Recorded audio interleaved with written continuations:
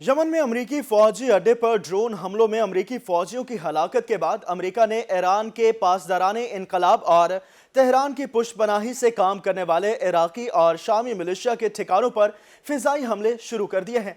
और ये हमले मशरिक़ वुस्ता में मौजूद अमरीकी फौजी अड्डों से ही किए जा रहे हैं। मशरिक़ वुस्ता में अपनी अजारादारी कायम करने के लिए अमरीका कई दहाइयों से अपने फौजी अड्डे चला रहा है। मशरिक़ वुस्ता में जहां अमरीका की अस्करी मौजूदगी है, इनमें कतर, बहरीन, कुवैत, सऊदी अरब और मुत्तहिदा अरब इमारात शामिल हैं। मशरिक़ वुस्ता में सबसे बड़ा अमरीकी फौजी अड्डा कतर में वाक़ है, जिसे अल जदीद एयरबेस के नाम से जाना जाता है और ये 1996 में बनाया गया था। शाम में अमरीका के तकरीबन 900 फौजी अहलकार हैं जो अल उमराइल फील्ड में अल शदादी जैसे छोटे अड्डों में हैं, जो ज़्यादातर मुल्क के शुमाल मशरिक़ में हैं। इराक और उर्दन के साथ मुल्क की सरहद के करीब एक और छोटी अमरीकी चौकी भी है, जिसे अल्तनफ गैरिसन के नाम से जाना जाता है। मशरिक़ वुस्ता के अहम मुल्क इराक में 2500 अमरीकी फौजी अहलकार मौजूद हैं, जो एनुसदायर एयरबेस और यूनियन 3 जैसी सहूलत के इर्द गिर्द फैले हुए हैं। इस वक्त इन फौजियों के मुस्तकबिल के बारे में बातचीत की जा रही है। अमरीकी फौजी मुख्तलिफ वजूहात की बिना पर मशरिक़ वुस्ता में तैनात किए गए हैं और शाम के अलावा वो हर मुल्क की हुकूमत की इजाज़त से वहाँ मौजूद है।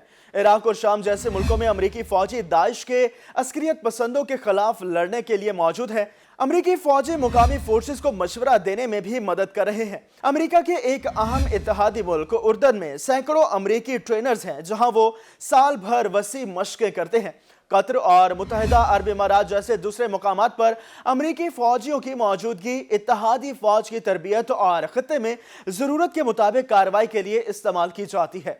यहाँ यह बात काबिल जिक्र है कि वाशिंगटन के इत्तेहादी बगैर औकात अपने फौजियों को अमरीकी फौज के साथ तरबियत या काम करने के लिए भेजते हैं, लेकिन अमरीका के अंदर कोई गैर मुल्की फौजी अड्डे नहीं है। अमरीका का टावर 22 फौजी अड्डा उर्दन में शुमाल मशरिक़ी मुकाम पर वाक़ है। इस मुकाम पर उर्दन की सरहदें शाम और इराक से मिलती हैं। गुज़श्ता 28 जनवरी को इस अड्डे पर एक ड्रोन हमले में अमरीकी आर्मी रिजर्व के 3 फौजी अहलकार हलाक हो गए थे। वाशिंगटन ने ईरान की हिमायत याफ्ता इराकी मिलिशिया कताइब हिजबुल्लाह पर इस हमले का इल्जाम लगाया था। टावर 22 अल्तनिफ गैरिसन के करीब है। अल्तनिफ का इलाका दाइश के खिलाफ जंग में कलीदी किरदार का हामिल है और इसने मशरिकी शाम में ईरान की फौजी तश्कील को रोकने के लिए अमरीकी हिकमत अमली के एक हिस्से के तौर पर किरदार अदा किया है। हालिया बरसों में इराक और शाम में अमरीकी फौजियों पर अक्सर हमले होते रहे हैं। अलबत्ता कतर, बहरीन, सऊदी अरब, कुवैत जैसे ममालिक में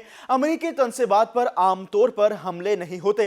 गुज़श्ता साल अक्टूबर को इसराइल और हमास के दरमियान जंग शुरू होने के बाद अमरीकी फौजियों पर ईरान की हिमायत याफ्ता मिलिशिया की तरफ से 160 से ज़्यादा बार हमले किए गए।